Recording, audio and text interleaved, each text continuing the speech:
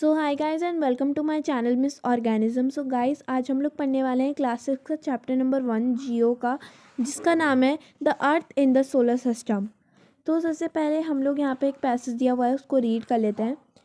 How wonderful it is to watch the sky after sunset, यानी कि कितना अच्छा लगता है जब हम सनसेट को, जो हमारा आसमान है उसे सनसेट के टाइम पे देखते हैं। One would first notice one और two bright dot shining in the sky, यानी कि सबसे पहले हम देखते हैं तो छोटे छोटे चमकदार हमें धब्बे दिखाई देते हैं, यानी कि दाग दिखाई देते हैं। Soon you would see the number increasing you can not count them any more, यानी कि फिर उसके बाद उनका नंबर इंक्रीज होता जाता है, फिर एक ऐसा एग्जैक्ट टाइम आता है उसके बाद हम लोग उसे गिन नहीं पाते हैं, वो इतने सारे हो जाते हैं।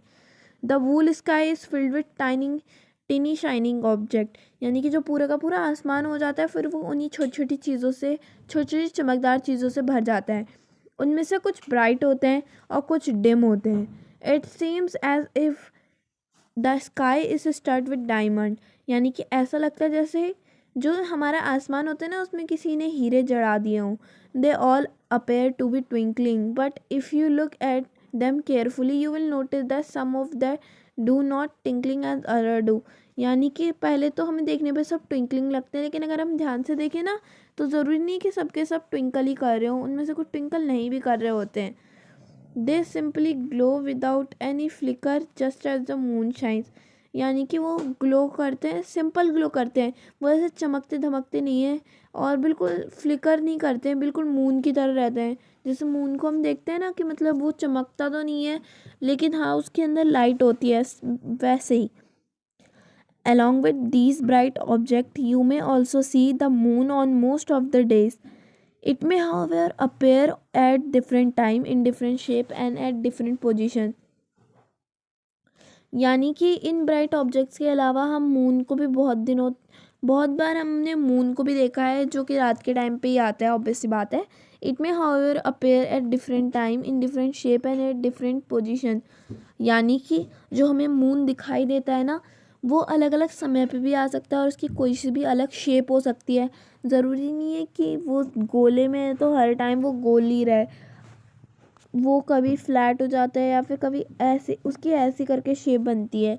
अब गोल नहीं होता इसका मतलब ये नहीं कि उसकी स्टार या हार्ट की शेप हो जाती है, मतलब उसकी सिंपल शेप उसकी रिड्यूस होती रहती है।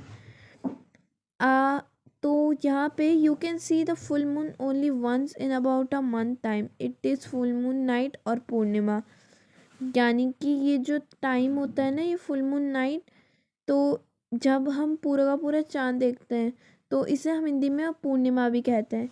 अ फोर्टनाइट लेटर, यानी कि एक महीने बाद तक अगर हम देखें तो हम उसको नए चाँद को नहीं देख पाएंगे, वो धीरे धीरे घटता घटता फिर जब बिल्कुल एकदम ज़ीरो पे चला जाता है ना, मतलब उस दिन आसमान में कोई चाँद नहीं आता, सो हम कह सकते हैं कि it is a new moon night, या फिर अगर हिंदी में कहें तो कह सकते हैं कि अमावस्या का दिन।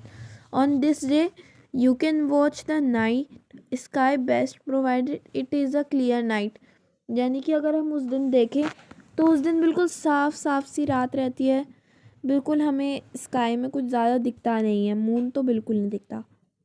Do you wonder why can't we see the moon and all those bright tiny objects during daytime?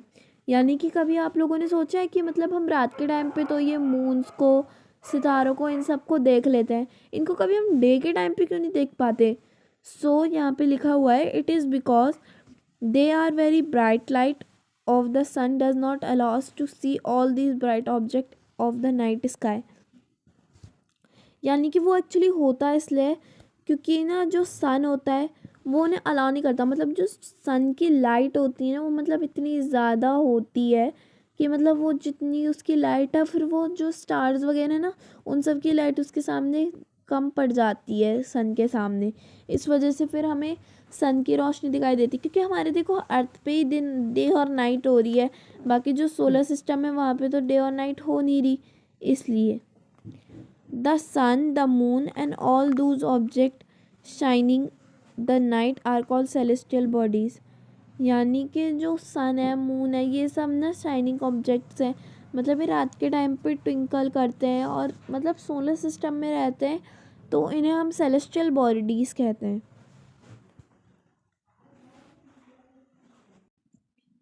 Some celestial bodies are very big and hot. They are made up of gases. They have their own heat and light, which they emit in large amounts. These celestial bodies are called stars. The sun is a star.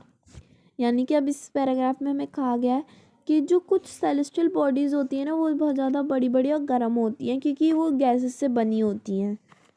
तो उनके पास उनकी खुद की गर्मी होती है और उसके अलावा उनके पास उनकी खुद की लाइट होती है। और ये दोनों इतने ज़्यादा अमाउंट में होते हैं ना कि मतलब उन्हें फिर किसी की ज़रूरत नहीं होती किसी दूसरी चीज़ की। और अगर इन सेलेस्टियल बॉडीज़ को कहा जाए तो इन्हें हम कह सकते हैं कि स्टार्स है। और जो हमारे सन है सोलर सिस्टम में it is also a star. Countless twinkling stars in the night sky are similar to the sun, but we do not feel their heat or light as they look so tiny because they are very very far from us. यानी कि जो twinkling stars हैं वो भी सन की तरह हैं, लेकिन जो हमारे को सन है उसकी हीट तो लगती है लेकिन जो ट्विंकलिंग स्टार है उनकी नहीं लगती। और इसका रीज़न इसलिए क्योंकि जो हमारा अर्थ है ना उससे काफ़ी ज़्यादा दूर है जो हमारे स्टार्स हैं, जबकि इसके अकॉर्डिंग जो सन है वो काफ़ी ज़्यादा पास है इसलिए। तो अब हम यहाँ पे नेक्स्ट पेज पे पढ़ते हैं। यहाँ पे लिखा हुआ है you must have notice that all object look smaller when seen from a distance. How small an aeroplane look when it is flying at a great height. यानी कि आप हम लोगों ने नोटिस तो करा ही होगा कि जो प्लेन होता है ना वो बहुत ज़्यादा ऊंची हाइट पे होता है, तो तब वो कैसे शेप का दिखता है, मतलब कितना छोटा या फिर कितना बड़ा होता है तो कितना छोटा सा दिखता है। While watching the night sky you may notice various pattern form by different group of stars. These are called constellations. यानी कि जब हम रात में देखते हैं ना आसमान की तरफ तो कुछ सितारे होते हैं, मतलब वो ना एक शेप बना रहे होते हैं। मतलब वो कैसा भी शेप हो सकता है, स्टार का शेप हो सकता है, हार्ट का, बेयर का, किसी का भी, लेकिन वो बनाते हैं। अर्सा मेजर और big bear in one such constellation. यानी कि जो अर्सा मेजर मतलब ये ना ये कंसल्टेशंस के नाम है और एग्ज़ाम में भी आ सकता है कि मतलब एग्जाम्पल देने के लिए। सो यहाँ पे कंसंट्रेशन का एग्जांपल है अर्सा मेजर और बिग बेयर। तो ये एक सम शेप फॉर्म करते हैं। One of the most easily recognisable concentration एक सप्तऋषि। और यहाँ पे सप्तऋषि किसके लिए डिनोट किया गया है, तो जो सप्त है वो 7 के लिए डिनोट किया गया है और जो ऋषि है वो सेक्स के लिए डिनोट किया गया है। It is a group of 7 stars. यानी कि जो सप्तऋषि हम जिसकी बात कर रहे हैं ना कंसंट्रेशन की, ये ना एक्चुअली 7 स्टार से मिलके बना हुआ है, तो इसके लिए इसका नाम रखा हुआ है Saptarishi. So it is so ask someone elder in your family or neighbourhood to show more star planets and consultations in the sky. यानी कि अब आप लोगों को एक एक्टिविटी परफॉर्म करनी है, मतलब जिसमें ना आपको अपने फैमिली मेम्बर या फिर जो पड़ोसी है उससे बोलना है कि जो अभी ये जो बुक में एग्जांपल दिए गए हैं इसके अलावा भी अगर कोई और है तो आप हमें वो दिखाएं। सो इन एशियन टाइम, अब यहाँ पे नया आ गया है। In ancient time people used to determine direction during the night with the help of stars. यानी कि जो पुराने समय के लोग थे वो पहले स्टार्स का यूज़ करा करते थे अपने डिस्टेंस जगह पे पहुंचने के लिए, यानी कि कोई डायरेक्शन देखनी हो या फिर टाइम वगैरह इन सब चीज़ों के लिए। The north star indicate the north direction.